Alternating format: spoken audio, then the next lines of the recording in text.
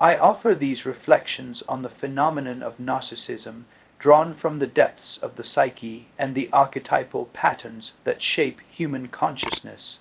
These chapters are a meditation on the self, its distortions, and the perilous journey toward wholeness.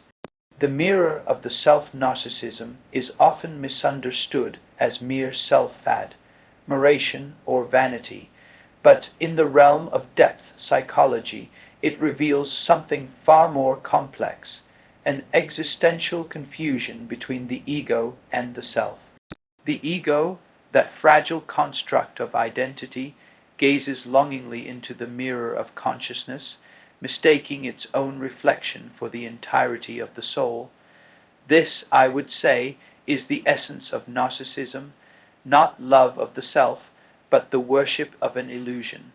The narcissist does not truly know themselves. Rather, they are enamored with a mask, one polished by social ideals, inflated by unmet childhood needs, and reinforced by a desperate hunger for validation.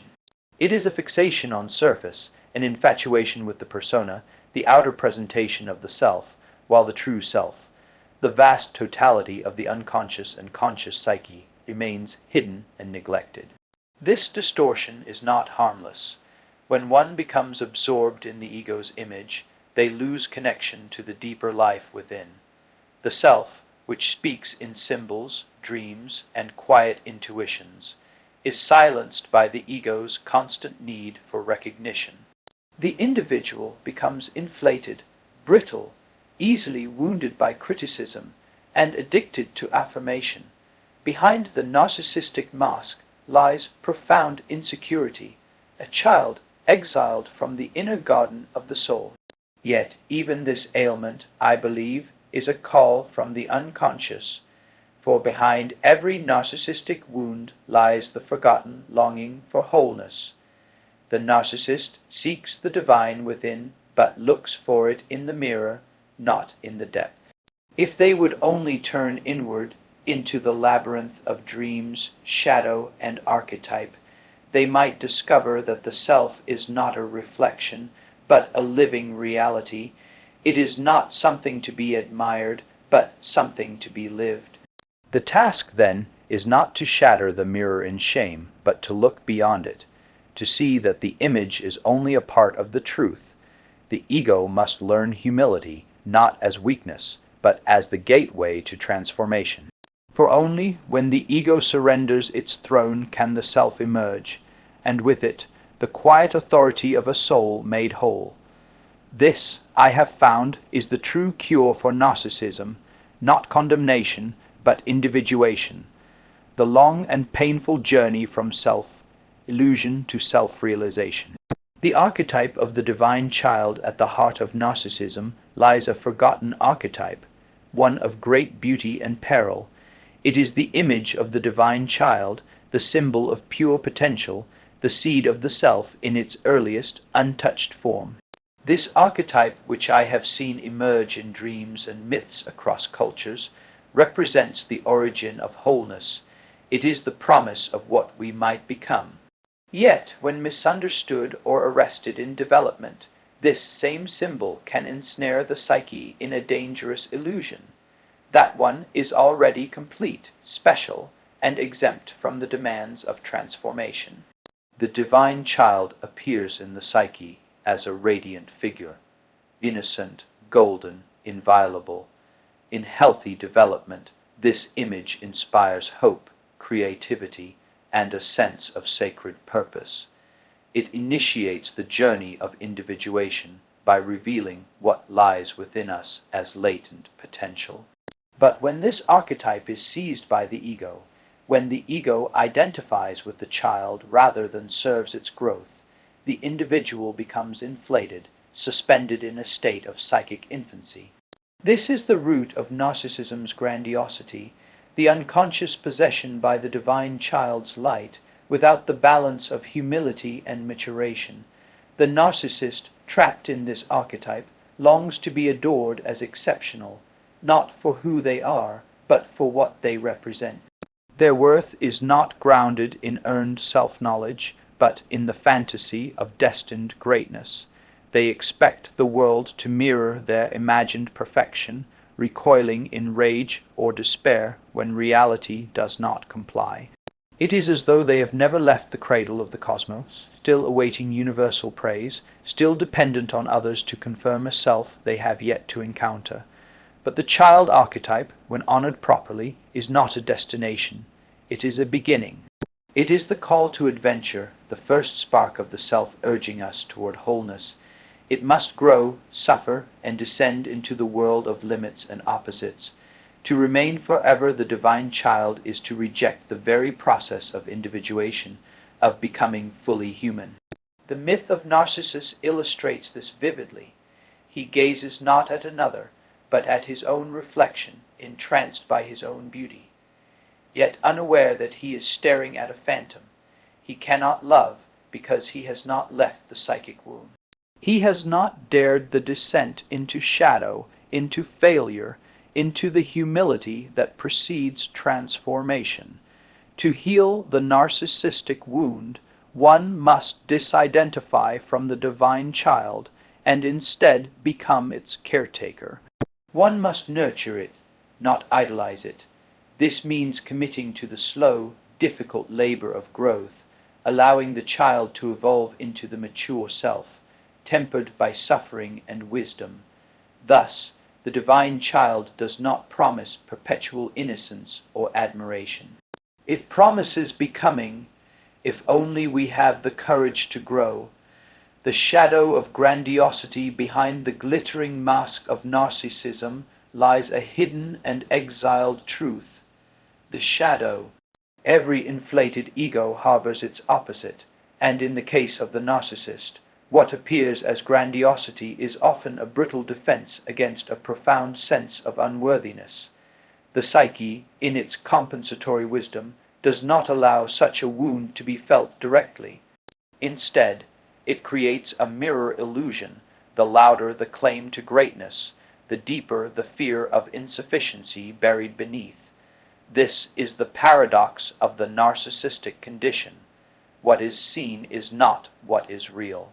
The dazzling persona, the constant need for admiration, the insistence on superiority, these are not signs of strength, but cries for protection.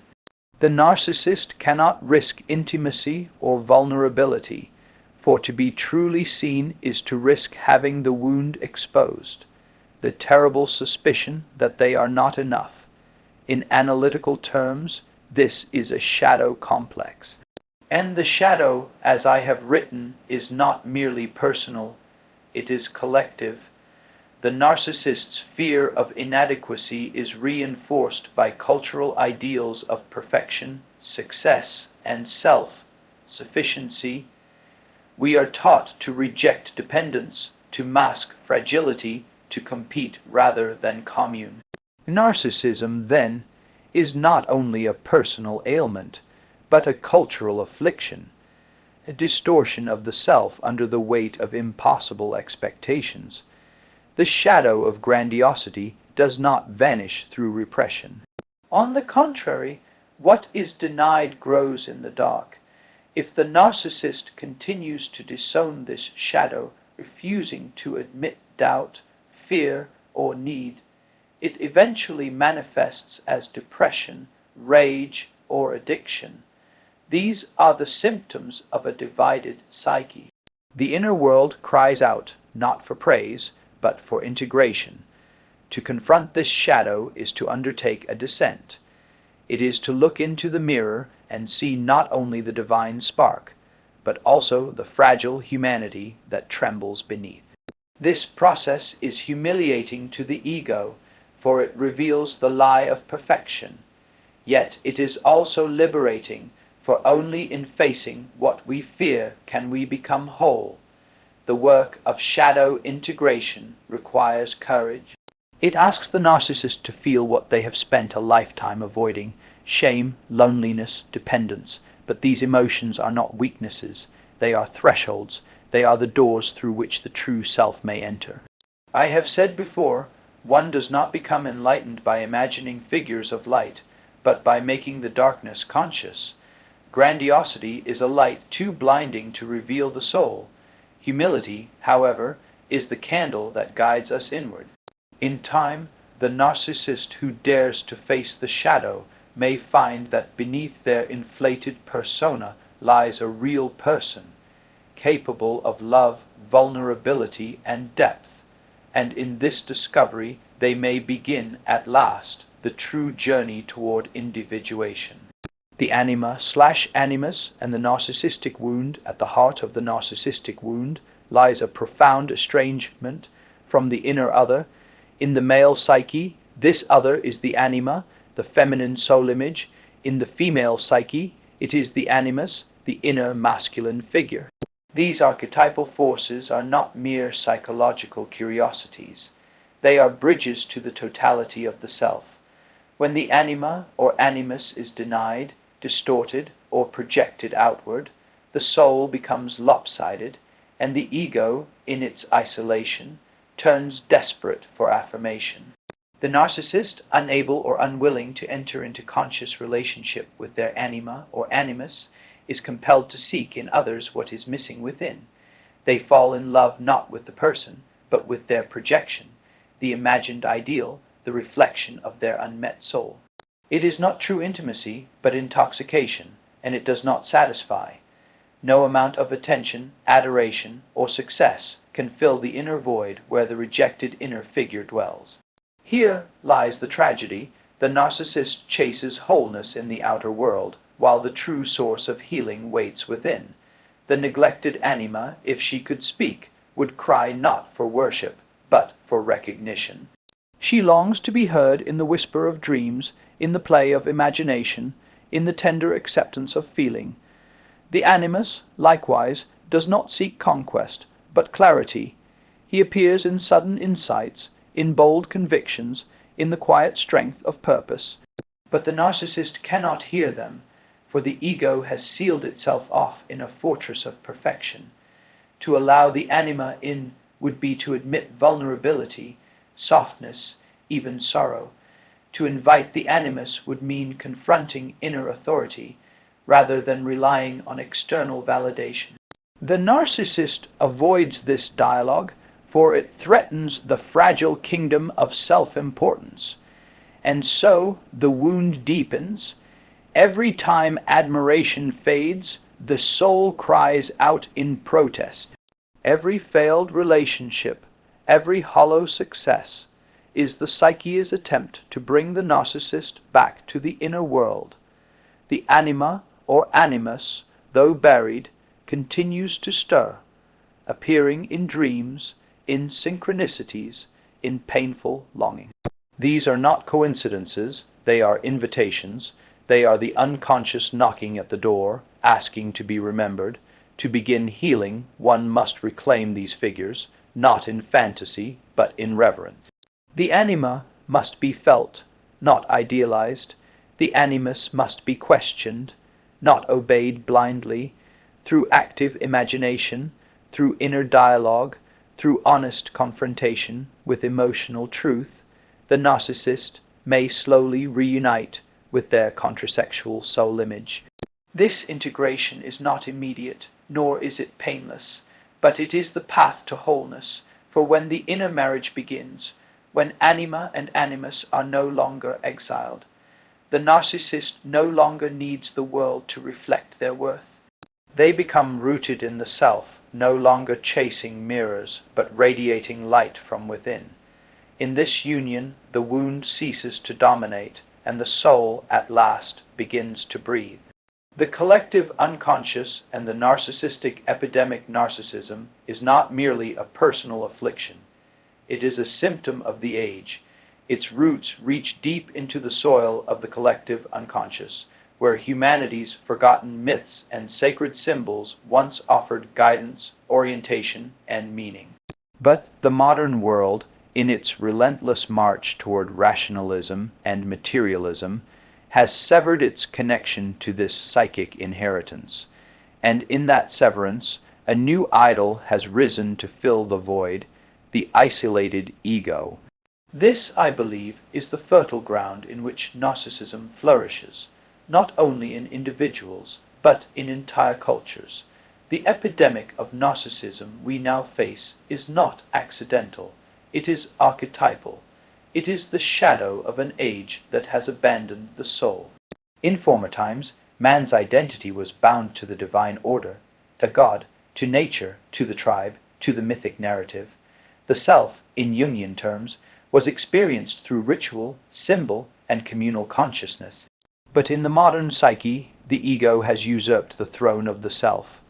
It parades as sovereign, endlessly fed by technology, consumerism, and a culture of performance. It broadcasts its image across digital mirrors, mistaking likes for love, attention for connection, and aesthetic perfection for depth of being. The collective unconscious, meanwhile, remains alive, unseen, unheard, and increasingly unintegrated. Its archetypes, the hero, the lover, the wise old man, the shadow, continue to stir beneath the surface, but without conscious engagement, they emerge distorted. The narcissist becomes a false hero, obsessed not with sacrifice, but with recognition. Or a perverted lover, seeking not union, but conquest and validation. These are not true encounters with archetypal energy, but hollow imitations, masks worn in the absence of inner work. And this is the danger. When a culture forgets its symbols, it does not become free, it becomes possessed. The loss of myth does not make us modern, it makes us unconscious. Narcissism, in this light, is the symptom of a collective possession by the ego archetype, unchecked, unchallenged, and unredeemed by the self. We see it everywhere, in politics, where image eclipses integrity, in relationships, where intimacy is sacrificed for power, in art, where expression becomes exhibition, in spirituality, where even the soul is marketed as a brand. This is not simply personal dysfunction, it is a spiritual crisis, a forgetting of who we are beyond the mirror of the self. To confront this epidemic, we must return to the depths, to the archetypal, the symbolic, the sacred. We must remember that the ego is not the center of the psyche, but a servant of something greater. The work begins within, through the painful excavation of the shadow, through the encounter with the anima or animus, through the rediscovery of meaning that is not manufactured but revealed. And so, the narcissistic age may yet awaken, for the collective unconscious is not dead, it waits. Beneath the glittering surfaces of our self-obsession, the self still speaks in dreams, in longings, in breakdowns. It calls not for more attention, but for remembrance, not for applause, but for humility, not for perfection, but for wholeness.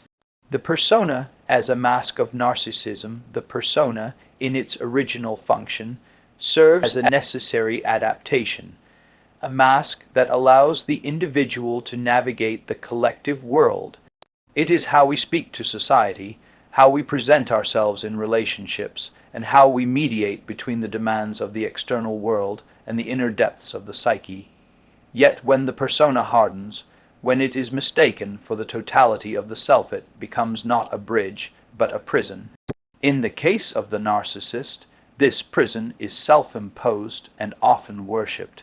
The persona ceases to be a functional role and becomes an idealized image, a curated reflection polished to meet the gaze of others.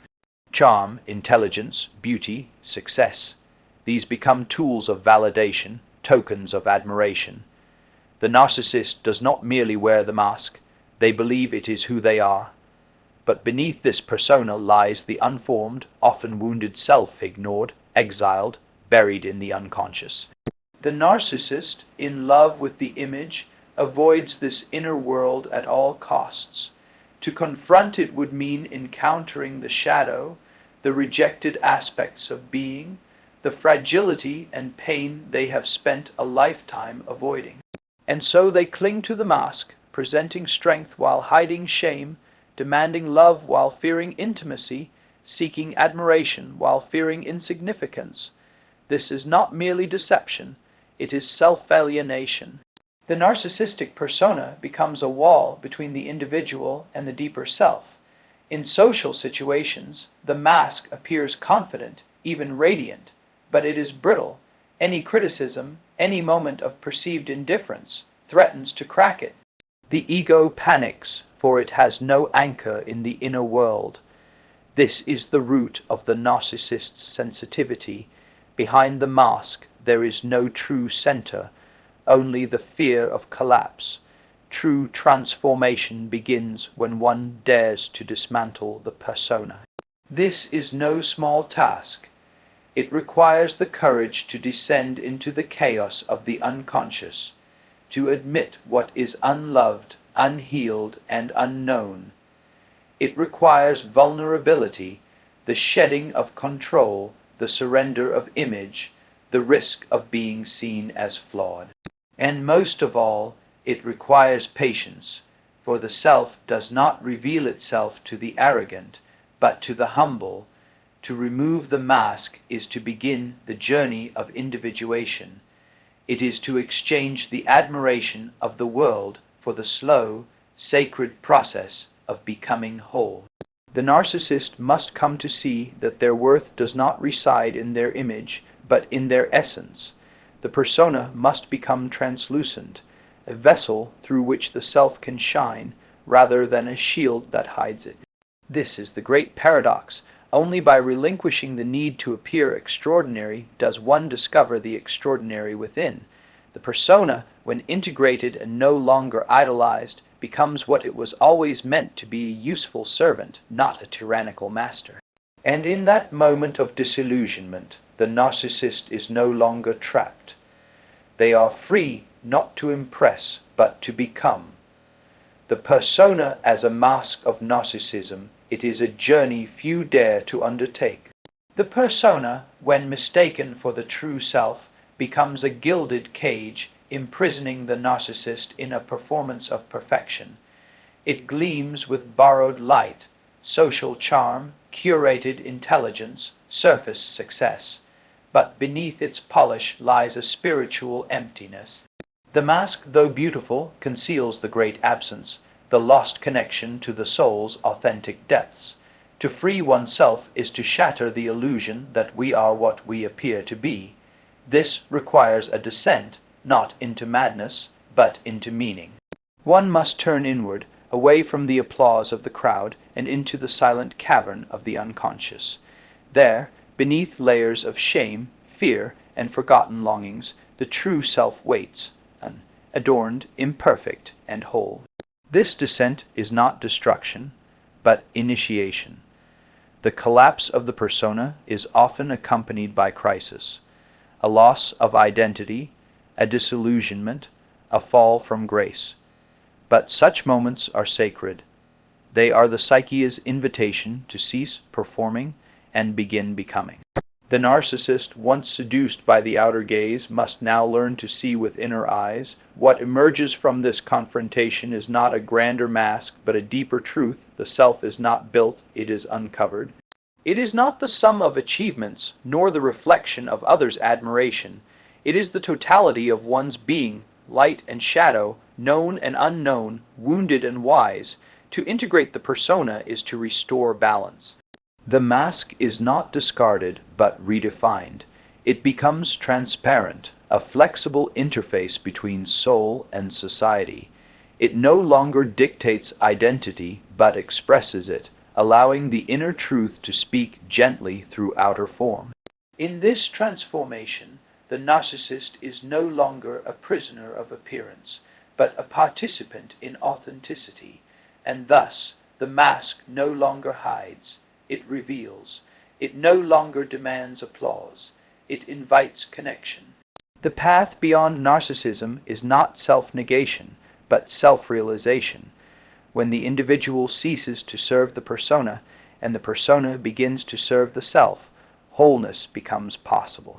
This is the first act of true freedom, to step beyond the mirror, to meet the unknown within, and to become, not what others desire, but what the soul from the beginning has always been.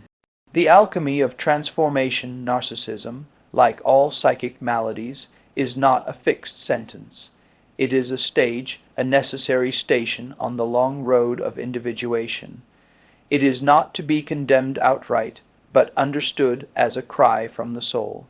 Beneath the narcissist's glittering mask lies a soul in exile, trapped in a hall of mirrors that reflects only the surface. The task is not to shatter the ego, but to melt it, gently, painfully, within the crucible of transformation. Alchemy, the ancient art of transmutation, serves as a fitting metaphor. The ego, like base metal, believes itself already gold, but the true gold, what the alchemists called aurum non vulgi, the gold not of the common mank, and only be forged through fire. The narcissist's grandiosity must pass through this alchemical heat, the suffering that burns away illusion, for it is in suffering, in the confrontation with inner darkness, that transformation begins. This is not a transformation achieved by will alone.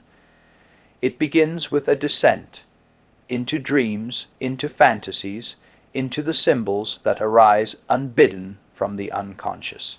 The self in its wisdom offers signs, the same face recurring in dreams, a synchronicity that disrupts certainty, a relationship that shatters false identity. These are invitations to the work, the opus of the soul. In this sacred work, the narcissist must confront the neglected contents of the psyche, the rejected shadow, the disowned anima or animus, the child that was never seen. Each layer reveals another distortion, another projection that kept the soul fragmented. Slowly, the ego begins to see that its image of perfection was never the goal, only a defense. True wholeness lies not in appearing flawless, but in embracing the flawed, the broken, the incomplete. The narcissist, in facing their own emptiness, discovers something paradoxical, that the emptiness itself is a doorway. Through it they come into contact with the deeper self, the eternal archetype of unity. This is the philosopher's stone of psychology, not the eradication of the ego, but its reconciliation with the self. No longer is the persona mistaken for the soul, nor the mirror mistaken for the world. The alchemical motto solve et coagula, dissolve and reconstitute, speaks to this process. The narcissistic structure dissolves, and in its place a more integrated being coagulates, one who can love not for validation, but for communion, one who can act not to impress, but to express truth, one who no longer seeks to be admired, but understood. Thus, narcissism is not merely a pathology to be cured, but a psychic material to be transformed. It is the starting point of a deeper journey, one that leads not to the perfection of image, but the authenticity of essence. In this alchemy of transformation, the narcissist becomes the seeker becomes the vessel, and the vessel, once empty, is finally filled with the quiet gold of the soul. The role of the collective plays a paradoxical role in the life of the narcissist. It is both the incubator of illusion and the vessel of redemption. In modern society, where the cult of the individual reigns supreme, narcissistic traits are not merely tolerated, but celebrated. The marketplace thrives on vanity. Social media becomes a theater of endless self-display. The persona, once a necessary social adaptation, has swollen into a grandiose image fed by likes, validation, and spectacle. The ego, already prone to self-inflation, now basks in the gaze of the collective, and yet this same collective, when rightly dormant at first, but it is unsustainable. The psyche, like nature, seeks balance, and where there is inflation, there must follow enantiodromia, the sudden turning into the opposite. The inflated narcissist, who once felt invincible and adored, sooner or later encounters the world's indifference, or worse, its criticism. The persona, so carefully constructed, begins to crack. The world fails to provide the expected reflection. And when the outer mirror shatters, the inner reality floods in. This is deflation. It often arrives in the form of depression, anxiety, or existential despair. What was once divine becomes hollow. The fall from inflation is not merely painful, it is devastating. The ego, having mistaken itself for God, must now face its humanness. Yet it is precisely in this fall that the opportunity for growth arises. Inflation is not a permanent state, nor is deflation a final curse. They are both calls to integration. The ego must relinquish its grip on the archetype and enter into a conscious relationship with it. This means acknowledging the self, that deep center of the psyche which unites both conscious and unconscious, as the true source of guidance and wholeness. The ego is not to be annihilated, but humbled. It must take its rightful place as servant, not master. To navigate the dangers of inflation, one must cultivate self-awareness and symbolic understanding. Dreams often warn us of inflation through images of soaring flight, dazzling light, or divine encounters, always followed by a fall. These symbolic communications from the unconscious must be heeded, not dismissed. Active imagination, inner dialogue, and shadow work are essential tools in this process. The goal is not to extinguish the light of the archetypes, but to approach them with reverence. Just as one does not stare directly at the sun, one must not claim divine power for oneself. Instead, the ego must become a vessel open, receptive, and grounded. Only then can true transformation occur. Thus, narcissistic inflation, though dangerous, can be transmuted. The ego's collapse can become its awakening. In surrendering its false divinity, it finds a deeper truth, that the self, not the ego, is the center of the psyche, and that true power is not domination, but integration.